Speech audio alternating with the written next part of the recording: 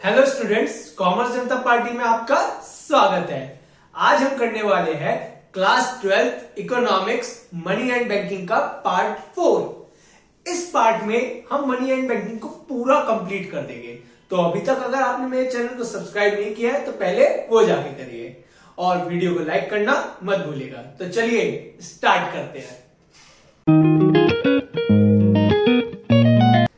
हमारा आज का टॉपिक है सेंट्रल बैंक। सेंट्रल बैंक से पहले हमने कॉमर्शियल बैंक पढ़ा था। कॉमर्शियल बैंक से रिलेटेड हमने सारे टॉपिक्स पढ़ लिए थे। अगर अभी तक आपने मेरी वो वीडियोस नहीं देखी है तो पहले वो जाके देखिए। आज हम करने वाले हैं सेंट्रल बैंक। सेंट्रल बैंक की डेफिनेशन से स्टार्ट करते हैं। तो देखिए सेंट्रल बैंक की definition, it refers to an apex body that controls, regulates and direct the entire banking and monetary structure of the country। समझिएगा ये क्या है? It refers to an apex body।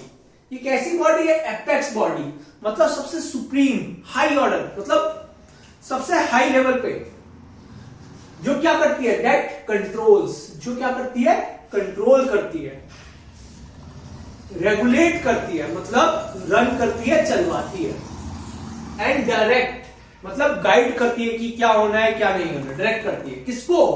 Entire banking system को। हमारे जितने भी हमारे बैंक्स है, एसबीआई हो गया, चाहे वो पीएनबी हो गया, चाहे वो कैनरा बैंक हो गया, सब किसकी सुनते हैं? हमारे सेंट्रल बैंक की सुनते हैं। सारे कॉमर्शियल बैंक को कंट्रोल, रेगुलेट, डायरेक्ट कौन करता है? Central bank.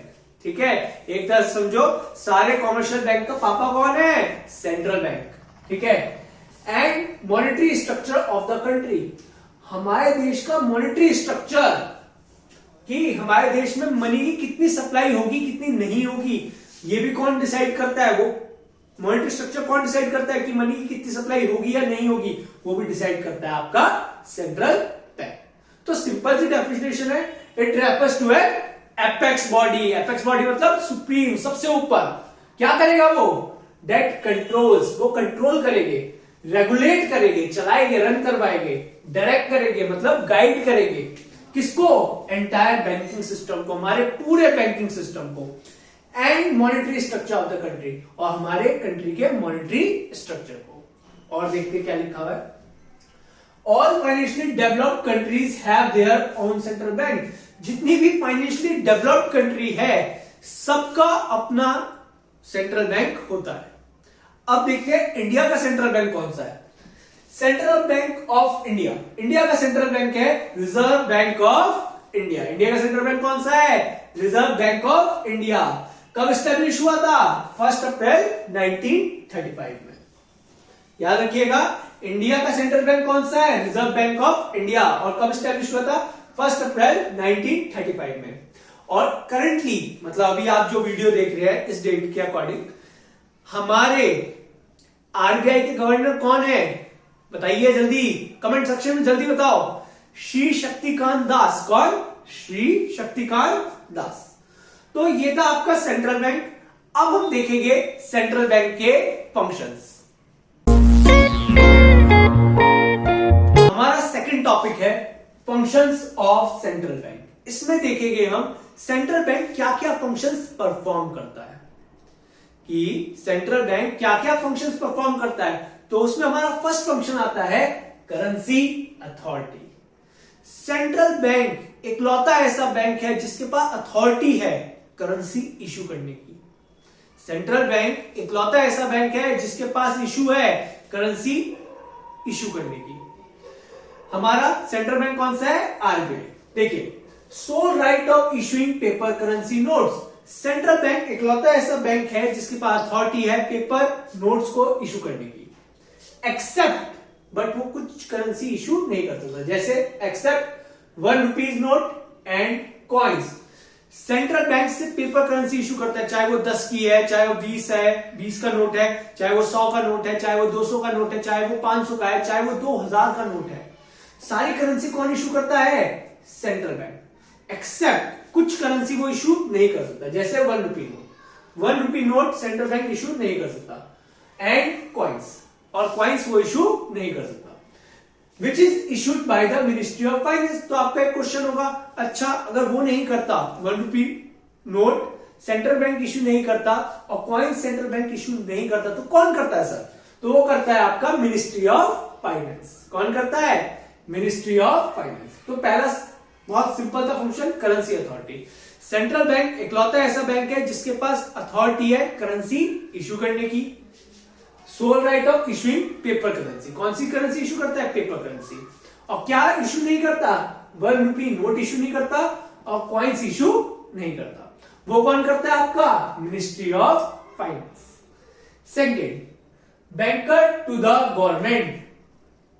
समझो, हमारा बैंक कौन सा है? हमारा बैंक है कॉमर्शियल बैंक। आप लोगों का जिस तरह से पीएनबी में अकाउंट है, एसबीआई में अकाउंट है, और जो रिलेशन हम पब्लिक कॉमर्शियल बैंक के साथ करती है, वही रिलेशन गवर्नमेंट का होता है सेंट्रल बैंक के। जैसे हमारा बैंक है कॉमर्शियल बैंक, उसी तरह हमारी गवर्नमेंट का बैंक कौन सा होता है? Central bank.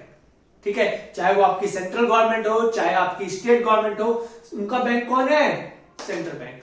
ये आरबीआई ही हमारी गवर्नमेंट को क्या देता है? लोन देता है। ठीक है, लोन प्रोवाइड करता है जब उनको जरूरत होती है।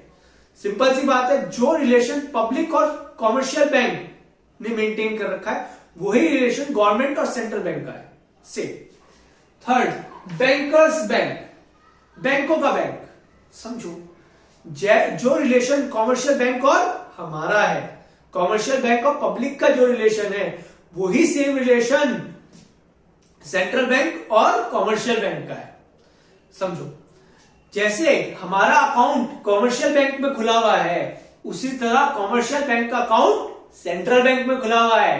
तभी मैं आपको बोल रहा था बैंकर्स बैंक। सिंपल वर्ड में सारे बैंकों का क्या है? पापा। कौन? Central bank. आरबीआई जितने भी कॉमर्शियल बैंक है उन सबका क्या है? पापा, बैंकर्स बैंक। क्योंकि इन सबके अकाउंट, जितने भी आपके कॉमर्शियल बैंक है, सबके अकाउंट आरबीआई में खुले हुए हैं। एंड सुपरवाइजर, बैंकर्स बैंक तो है ही और सुपरवाइजर भी है, उनकी देखरेख करता है, गाइड करता है, क्या कर रहे हो क्या नहीं। ठीक है, तो bankers bank and supervisor. Fourth, custodian of cash reserve. Custodian of cash reserve, इसको समझने के लिए आपको कुछ चीज समझनी पड़ेगी। पहले समझो, फॉर एग्जाम्पल आपने कॉमर्शियल बैंक में अपने अकाउंट में 1000 रुपीज डिपोजिट करवाए। हमने देखा था आपके जो 1000 रुपीज आते हैं उसमें कोई एलआरआर की रेट होती है, legal reserve ratio. For example वो है 20%। कितना है? 20%। तो कॉमर्शियल बैंक क्या करता है? 200 रुपए साइड करता है, एलआरआर का निकालता है, और लोन कितने का दे देता है? 800 का लोन दे देता है। यही था, 1000 रुपए आपने डिपॉजिट करवाए, सारा का सारा लोन ना चढ़ा के एलआरआर, जो कौन रेट डिसाइड करता है? आरबीआई, सेंट्रल बैंक ही रेट डिसाइड करता है, तो उतना वो रिजर्व बनाता है। उस रिजर्व को क्या कहते हैं हम? Legal reserve ratio. और बाकी सारा पैसा लोन पे चला देता है। अब ये 200 रुपए का जो लीगल रिजर्व रेशियो है, ये कहां जाता है? 100 रुपए जाता है आपका सीआरआर। कहां जाता है? CRR, cash reserve ratio. ये कॉमर्शियल बैंक को 100 रुपए किसके पास डिपॉजिट करवाने पड़ते हैं? आरबीआई के पास। ये 100 रुपए कॉमर्शियल बैंक, वो सेंट्रल बैंक को किसके पास डिपॉजिट करवा, सॉरी मैं क्या बोल रहा हूं, समझो ये 100 रुपए कॉमर्शियल बैंक को किसके पास डिपॉजिट करवाने पड़ते हैं? आरबीआई के पास, सेंट्रल बैंक के पास। और बाकी के 100 रुपए, जो बाकी के 100 रुपए वो होते हैं हमारे एसएलआर। वो क्या होते हैं? SLR, statutory liquidity ratio. Statutory liquidity ratio ये कॉमर्शियल बैंक अपने पास रखता है। ये कॉमर्शियल बैंक अपने पास ही रखता है। क्यों? कल की तारीख में आप बैंक से कुछ पैसे निकलवाने आओगे तो कुछ तो देगा ना। कहां से देगा? एसएलआर में से देगा, अपनी फाइनेंशियल रिक्वायरमेंट्स पूरी करने के लिए, कि मतलब आप कभी पैसे लेने आओ तो आपको दे दे आपके अकाउंट में, तो उसके लिए वो एसएलआर रखता है, स्टैट्यूटरी लिक्विडिटी रेशियो। तो सिंपल सा है, आपने बैंक में 1000 रुपीज डिपोजिट करवाया, ठीक है, उसमें से वो 20% एलआरआर चल रहा है, तो 200 रुपए का एलआरआर बन गया, 800 रुपए लोन दे दिए। अब एलआरआर का 100 रुपीज तो चला गया सीआरआर में, CRR मतलब कैश रिजर्व रेशियो, किसके पास?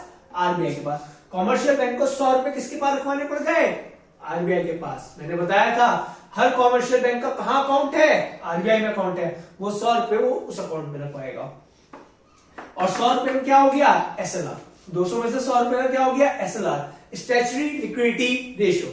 ये पैसा कॉमर्शियल बैंक अपने पास रखता है अपनी रिक्वायरमेंट्स पूरी करने के लिए। होप सो समझ आ गया हो। तो अब आते हैं इस पॉइंट पे, custodian of cash reserve. Custodian of cash reserve क्या है आपका? CRR, cash reserve ratio. Commercial bank का रिजर्व कौन संभालता है? RBI, custodian of cash reserve. समझ आई बात? Fifth, lender of last resort. समझो, लेंडर ऑफ लास्ट रिजॉर्ट समझिए। कॉमर्शियल बैंक जब अपनी फाइनेंशियल रिक्वायरमेंट कहीं से भी नहीं पूरी कर पाता, कॉमर्शियल बैंक जब अपनी फाइनेंशियल रिक्वायरमेंट कहीं से भी पूरी नहीं कर पाता, तो वो किसकी तरफ देखता है? सेंट्रल बैंक की तरफ, RBI की तरफ, कि भैया हेल्प कर दे, मुझे थोड़ा लोन दे दो, क्योंकि मेरा अकाउंट भी है आपके पास। समझो, जब तुम अपनी फाइनेंशियल रिक्वायरमेंट कहीं से भी पूरी नहीं कर पाते, तो आप किसकी तरफ देखते हो? आपने किसकी तरफ देखते हो? अपने पापा की तरफ। पापा पैसे दे दो ना थोड़े, इस तरह से। उसी तरह कॉमर्शियल बैंक जब अपनी फाइनेंशियल रिक्वायरमेंट पूरी नहीं कर पाता, वो किसकी तरफ देखता है? RBI की तरफ, मतलब अपने सेंट्रल बैंक की तरफ। Sixth, clearing house. Commercial bank के अकाउंट्स का सेटलमेंट भी कौन करता है? Central bank. अब भाई बेटे के घर का सेटलमेंट कौन करेगा? बाप ही करेगा।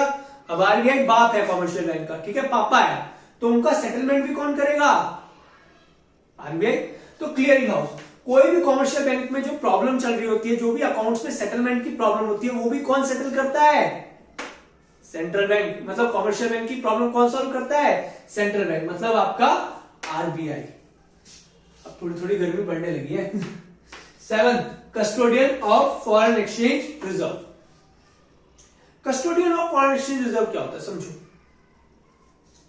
देखिए, पहली बात, फॉरेन एक्सचेंज क्या होता है, पहले इसको समझो। फॉरेन एक्सचेंज क्या मतलब होता है?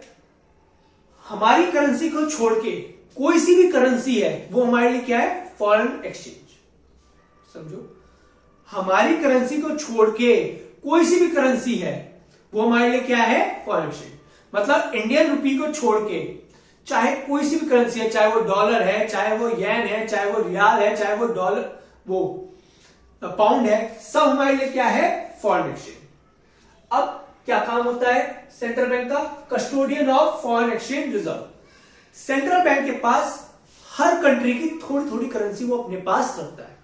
सेंट्रल बैंक हर कंट्री की थोड़ी थोड़ी करेंसी अपने पास एज अ रिजर्व रखता है। क्यों रखता है? जिससे वो ट्रांजैक्शंस कर सके और स्टेबिलिटी लेके आ सके, फॉरेन एक्सचेंज में स्टेबिलिटी लेके आ सके। ठीक है, तो ये था आपका custodian of foreign exchange reserve. इसको और अच्छे से पढ़ेंगे जब इसका चैप्टर आएगा पूरा। ठीक है, तो ये था आपका custodian of foreign exchange reserve. आपको समझ आ गया होगा। एक बार मैं थोड़ा फिर से गो थ्रू कर देता हूं। पहला था करेंसी अथॉरिटी, कि सेंट्रल बैंक इकलौता ऐसा बैंक है जिसके पास राइट है करेंसी इशू करने का, बट वो कौन सी करेंसी इशू नहीं करता? 1 रुपी नोट एंड कॉइन्स। वो क्यों कौन इशू करता है? Finance, ministry of finance. Bankers to the government, government का बैंक है, मतलब जैसे हमारा अकाउंट कॉमर्शियल बैंक में है, उसी तरह गवर्नमेंट का अकाउंट किस में है? सेंट्रल बैंक में है।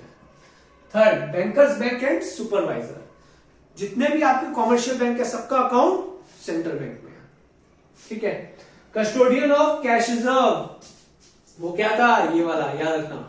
ठीक है, कॉमर्शियल बैंक कुछ पैसा, कॉमर्शियल बैंक का कुछ पैसा RBI मतलब सेंट्रल बैंक अपने पास एज अ रिजर्व रखता है, उसको हम बोलते हैं कस्टोडियन ऑफ कैश रिजर्व, या बोल लो cash reserve ratio. Lender of last resort, जब कॉमर्शियल बैंक अपनी फाइनेंशियल रिक्वायरमेंट कहीं से भी पूरी नहीं कर पाता, तो किसकी हेल्प लेता है? सेंट्रल बैंक की। उसकी हेल्प कौन करेगा? Central bank. Fourth, clearing house, उसके अकाउंट सेटल कौन करेगा? उसकी प्रॉब्लम सॉल्व कौन करेगा कॉमर्शियल बैंक की? Central bank. Custodian of foreign exchange reserve, her country की थोड़ी थोड़ी करेंसी अपने पास रखता है एज अ रिजर्व, जिससे इकोनॉमी में स्टेबिलिटी लेके आ सके, मतलब करेंसी में स्टेबिलिटी लेके आ सके और ट्रांजैक्शंस कर सके। तो ये था आपका फंक्शंस ऑफ सेंट्रल बैंक। अब एक बस छोटा सा टॉपिक रह गया, उसको देख लेते हैं और आज की वीडियो का दी एंड करते हैं। हमारा आज का एक बहुत छोटा टॉपिक है repo rate and reverse repo rate. Repo rate समझिए, फॉर एग्जांपल हम दो बैंक कितने तरह के होते हैं? दो। एक होता है कॉमर्शियल बैंक, एक होता है हमारा central bank. For example commercial bank का, किसी भी कॉमर्शियल बैंक का नाम बताइए, जल्दी लिखो कमेंट में। पहला कॉमर्शियल बैंक हम मान लेते हैं, हमारा कॉमर्शियल बैंक है पीएनबी, पंजाब नेशनल बैंक। और हमारी कंट्री का सेंट्रल बैंक कौन सा है? RBI, Reserve Bank of India. अब रेपो रेट समझने के लिए ये समझिए पहले। फॉर एग्जांपल आरबीआई ने कॉमर्शियल बैंक को शॉर्ट टर्म लोन दिया। क्या दिया? शॉर्ट टर्म लोन दिया। अब कॉमर्शियल बैंक आरबीआई को क्या देगा? इंटरेस्ट देगा। फॉर एग्जांपल वो इंटरेस्ट दे रहा है 4%। कितना इंटरेस्ट दे रहा है? 4%। तो इस 4% को हम क्या बोलेंगे? Repo rate. वो रेट जो आरबीआई से मतलब आरबीआई कॉमर्शियल बैंक से चार्ज करता है for a short term loan, मतलब जितना इंटरेस्ट रेट जो कॉमर्शियल बैंक से वो चार्ज करता है उसको हम क्या बोलते हैं? Repo rate. समझे? मतलब सिंपल सा है, बाप ने बेटे को लोन दिया और बेटा जिस रेट से इंटरेस्ट देगा बाप को, उस रेट को हम क्या बोलेंगे? Repo rate. क्या बोलेंगे? Repo rate. ठीक है, समझ आ गया? Second, reverse repo rate. फिर से समझो, हम एक बैंक ले लेते हैं पीएनबी। कौन सा बैंक ले लिया? PNB, Punjab National Bank. दूसरा bank RBI, Reserve Bank of India. अब कॉमर्शियल बैंक ने सेंट्रल बैंक को लोन दे दिया, मतलब पीएनबी ने आरबीआई को लोन दे दिया। कैसा लोन? Short term loan. अब इंटरेस्ट कौन भरेगा?